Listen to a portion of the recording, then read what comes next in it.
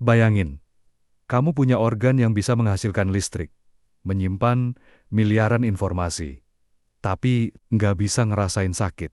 Itu otak kita, dan ternyata dia jauh lebih aneh dari yang kita kira.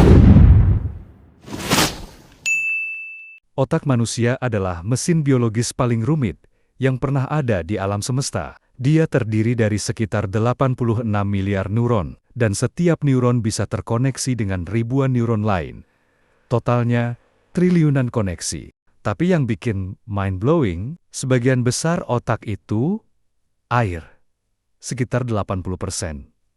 Makanya penting banget buat minum air yang cukup, karena dehidrasi bisa langsung ngaruh ke fokus, mood, bahkan memori.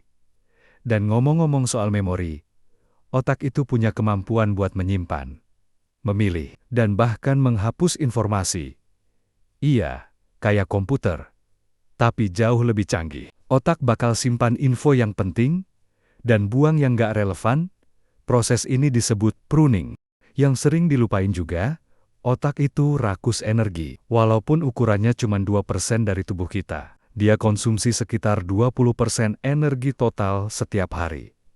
Itulah kenapa mikir berat bisa bikin capek, dan lebih gilanya lagi, saat kita tidur, otak justru makin aktif. Dia nyusun memori, ngeanalisa informasi, dan ngatur ulang sistem. Tidur bukan berarti mati gaya. Buat otak itu adalah waktu kerja. Otak nggak bisa ngerasain sakit, dia bisa mengolah sinyal nyeri dari seluruh tubuh. Tapi bagian otaknya sendiri nggak punya reseptor nyeri.